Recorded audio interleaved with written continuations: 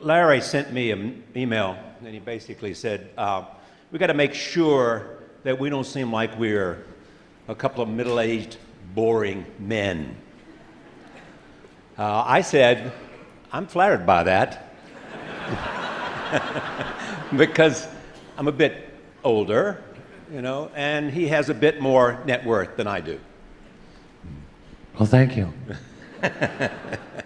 We'll have a conversation about the internet, and we'll have a conversation about Google, and we'll have a conversation about search and privacy, and also about your philosophy and a sense of how you've connected the dots and how this journey that began some time ago has such interesting prospects. Mainly, we want to talk about the future.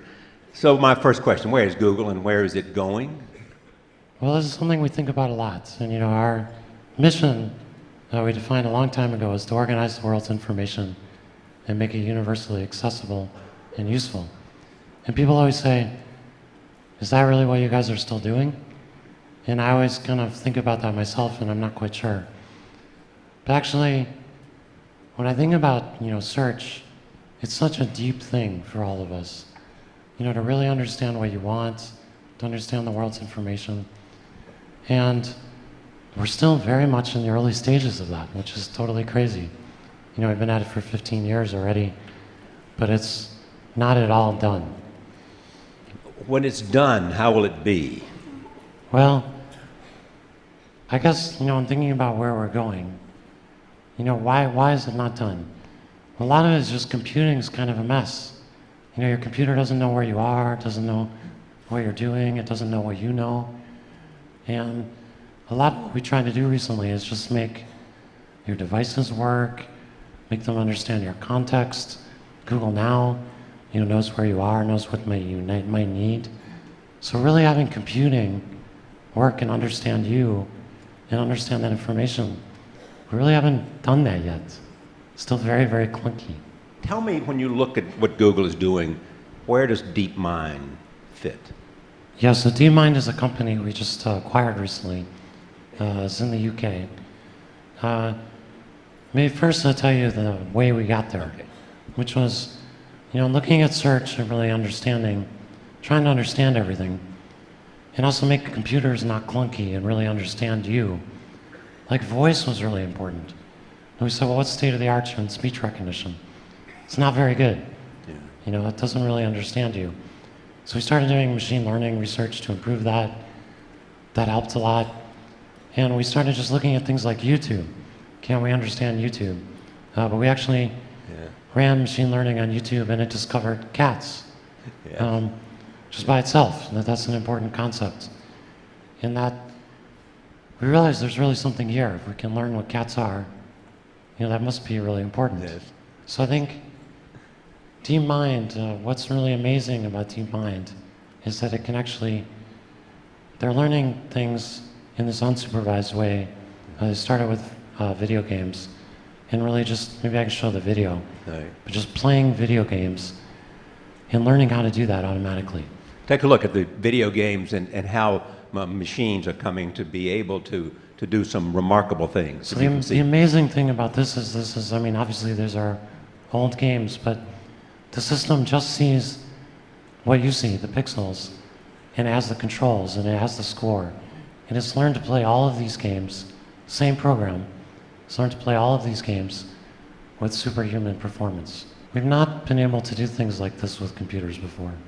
Maybe I'll just narrate this one quickly. This is boxing, and it figures out it can sort of pin the opponent down. Computer's on the left, and it's just racking up points. So I think, imagine if this kind of intelligence were thrown at your schedule or your information needs or things like that. We're really just at the beginning of that. Mm-hmm. And that's what I'm really excited about. Mm-hmm. When you look at all that's taking place with DeepMind and the boxing, also a part of where we're going is artificial intelligence. Where are we when you look at that? Well, I think for me, this is kind of one of the most exciting things I've seen in a long time. The guy who started this company, Demas, has a neuroscience and a computer science background. Yeah. He went back to school to get his PhD to study the brain. And so I think we're seeing a lot of exciting work going on that sort of crosses computer science and neuroscience in terms of really understanding what it takes to make something smart and do really interesting things. So, but where's the level of it now, and how fast do you think we are moving? Well, I mean, this is kind of the state of the art right now, and understanding cats on YouTube and things like that, improving voice recognition. We use a lot of machine learning to improve things incrementally. But I think for me, this example is really exciting because it's one program that can do a lot of different things. Yeah, I don't know if we can do this, but we've got the image of the cat. It would be wonderful to see this. This is how machines looked at cats and what they came up with. Can we see that image? Yeah. There it is. Can you see the cat? Designed by machines, seen by machines. That's right. So this is learned from just watching YouTube. And there's no training, no notion of a cat, but this kind of concept of a cat is something important that you would understand, and now that the machines can kind of understand. Yeah, maybe just finishing also on the search part. I started with search, really understanding people's context and their information. I did have a video I wanted to show quickly on that that we actually found in it. Yes. Not long ago, I planted a crop of potatoes. Then suddenly they started dying one after the other. Checked out the books and they didn't tell me much. So I went and I did the search. Potato diseases. One of the websites told me that ants could be the problem. It said sprinkle wood ash over the plants. Then after a few days, the ants disappeared. I got excited about the internet. I have this friend, he really would like to expand his business. So we went with him to the cyber cafe and we checked out several sites. When I met him next, he was going to put a windmill at a local school. I felt proud because something that wasn't there before was suddenly there. I realized that not everybody can be able to access what I was able to access. I thought that I need to have an internet that my grandmother can use. And so I thought about a notice board, a simple wooden notice board. When I get information on my phone, I'm able to post the information on the notice board. So it's basically like a computer. I use the internet to help people. I think I'm searching for a better life for me and my neighbors. So many people have access to information, but there's no follow-up to that. I think a follow-up to that is our knowledge. When people have the knowledge, they can find solutions without having to be helped out. Information is powerful, but it is how we use it that will define us.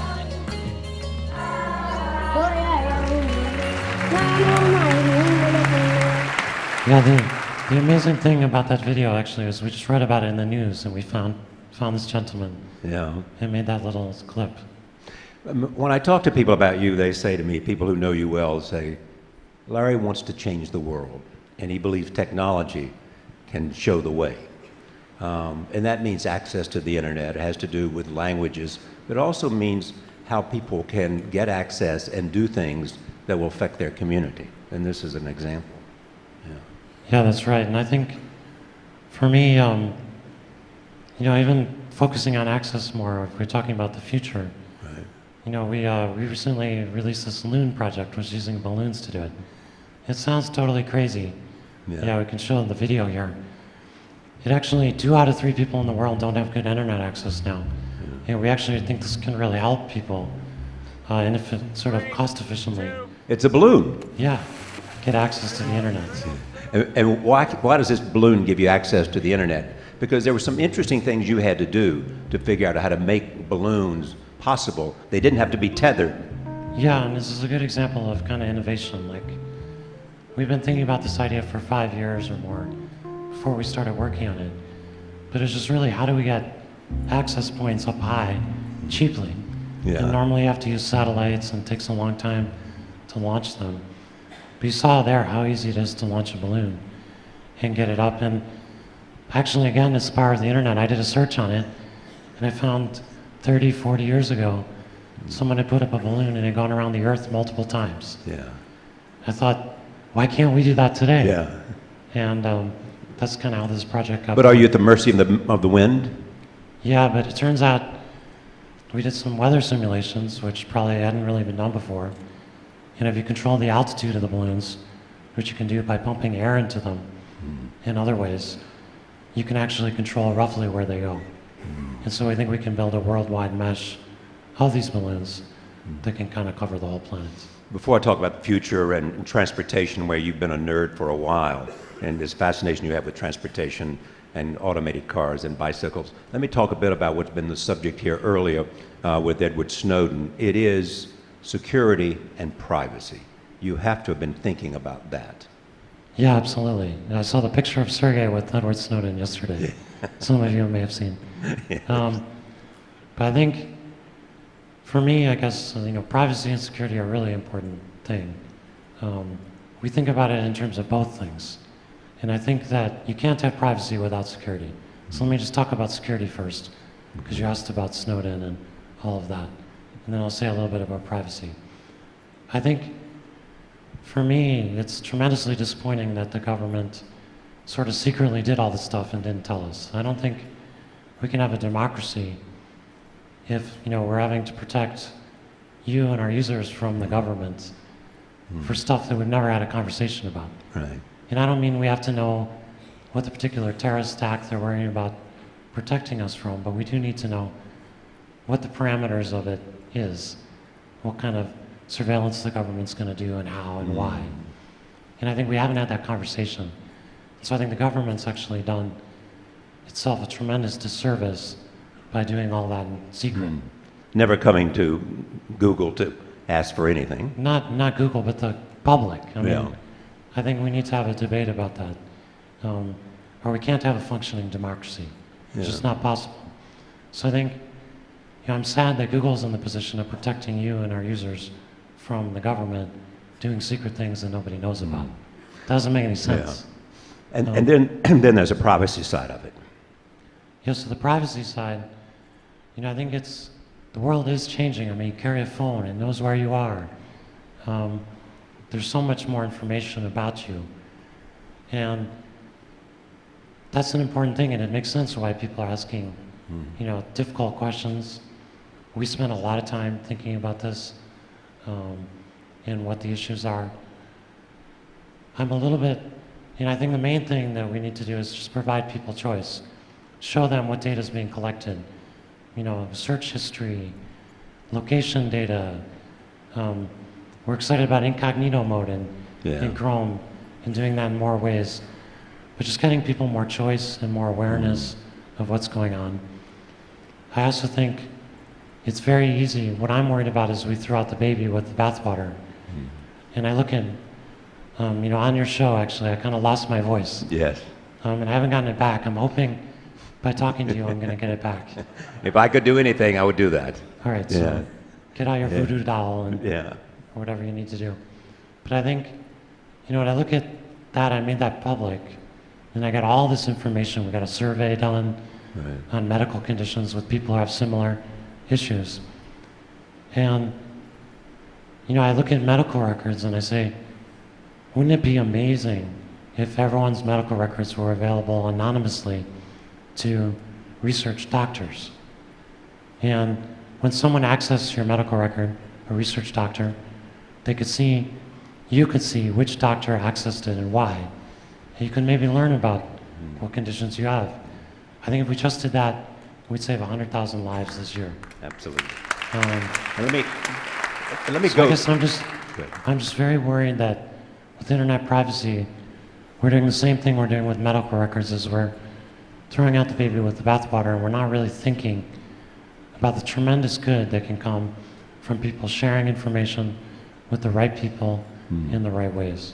And the necessary condition that people have to have confidence that their information will not be abused. Yeah, and I had this problem with my voice stuff. I was scared to share it. Right. Sergey encouraged me to do that, and it was a great thing to do. And the response has been overwhelming. Yeah, and people were super positive. We got thousands and thousands of people with similar conditions, which there's no data on today. So it's a really good thing. So talking about the future, what is it about you and transportation systems? Yeah, I mean, I guess I was just frustrated with this when I was at college in Michigan. Yeah. I had to get on the bus and take it and wait for it, and it was cold and snowing. Yeah. I'm like, I did some research on how much it cost, and yeah, I just became a bit obsessed with transportation systems. And that began the idea of an automated car. yeah, about 18 years ago, I learned about people working on automated cars, and I became fascinated by that. And again, it takes a while to get these projects going, but I'm super excited about the possibilities of that improving the world. There's 20 million people or more injured per year. Yeah. It's the leading cause of death for people under 34 in the U.S. So you're talking about saving lives. Yeah, and also saving space and making life better. Los Angeles is half parking lots and roads, half of the area. And most cities are not far behind, actually. And I mean, it's just crazy that that's what we use our space for. And how soon will we be there? I mean, I think we can be there very, very soon. I mean, we've driven, well over 100,000 miles now, totally automated. I think I'm super excited about getting that out quickly. But it's not only, you're talking about automated cars, you also have this idea for bicycles. Well, at Google, we got this idea that we should just provide free bikes to everyone. Yeah. And that's been amazing. Most of the trips, you just see bikes going everywhere, and the bikes wear out. They get used 24 hours a day. But you want to put them above the street, too. Well, I said, how do we get people using bikes more? Yeah. And we may have a video here. yeah, let's show the video. Right. I just got excited about this.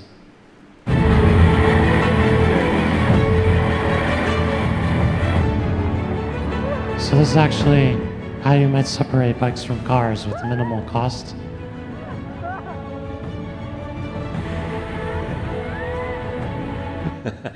Anyway, it looks totally crazy, but I was actually thinking about our campus and working with the cities and stuff, and just trying to get a lot more bike usage. And I was thinking about how do you cost effectively separate the bikes from traffic. And I went and searched, and this is what I found. And we're not actually working on that particular thing, but it gets your imagination going. All right. Let me close with this. Give me a sense of the philosophy of your own mind. I mean, you have this idea of 10x. I mean, you don't simply want to go in some small, measurable arena of progress. Yeah, I think, many of the things we just talked about are like that, where they're really I almost use the economic concept of additionality, which means that you're doing something that wouldn't happen unless you're actually doing it. And I think the more you can do things like that, the bigger impact you have. And that's about doing things that are, people might not think are possible. And I've been amazed, the more I learn about technology, the more I realize I don't know. And that's because it's technological horizon, the thing that you can see to do next. The more you learn about technology, the more you learn what's possible.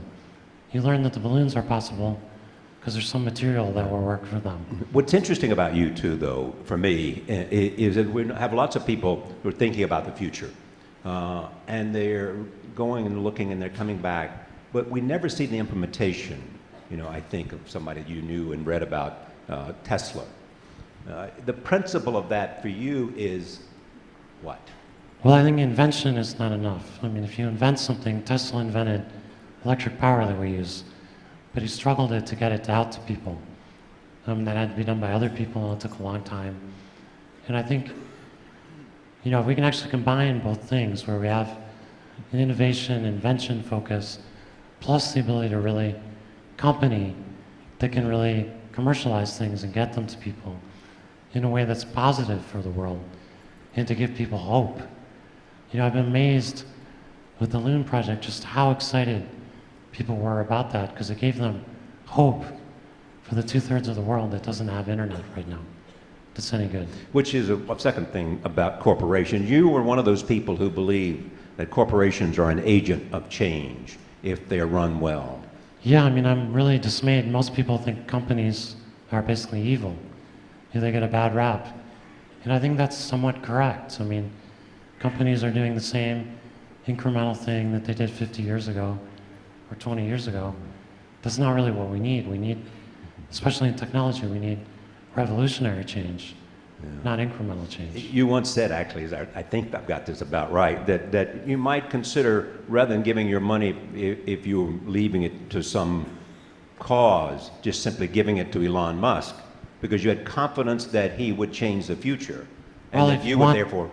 Yeah, if you want to go to Mars, he Yeah. wants to go to Mars to back up humanity, that's a worthy goal, but it's a company and it's a philanthropic goal. So I think, you know, we aim to do kind of similar things, and I think we have a lot of employees at Google who've become pretty wealthy. You know, people make a lot of money in technology. Yes. A lot of the people in the room are pretty wealthy. You're working because you want to change the world, you want to make it better. And why isn't the company that you work for worthy not just of your time, but your money as well? I mean, but we don't have a concept of that. That's not how we think about companies. And I think it's sad because companies are most of our effort. They're where most of people's time is, where a lot of the money is. And so I think I'd like for us to help out more than we are. When I close conversations with lots of people, I always ask this question. What state of mind, what quality of mind is it that has served you best? People like Rupert Murdoch have said curiosity, and other people in the media have said that. Bill Gates and Warren Buffett have said focus. What quality of mind, as I leave this audience, has enabled you to think about the future and at the same time change the present? You know, I think the most important thing, I looked at lots of companies and why I thought they don't succeed over time. We've had a more rapid turnover of companies. And I said, what did they fundamentally do wrong? Like, what do those companies all do wrong? And usually it's just they miss the future. And so I think, for me, I just tried to focus on that and say, what is that future really going to be? And how do we create it? And how do we cause, our organization, to really focus on that and drive that at a really high rate? And so that's been curiosity, it's been looking at things people might not think about, working on things that no one else is working on, because that's where the additionality really is. And be willing to do that, to take that risk. Look at Android, I felt guilty about working on Android. When it was starting, it was a little startup we bought. It wasn't really what we were really working on. I felt guilty about spending time on that. That was stupid. That was the future, right? That was a good thing to be working on. It is great to see you here. It's great to hear from you, and a pleasure to sit at this table with you. Thanks, Larry. Thank you.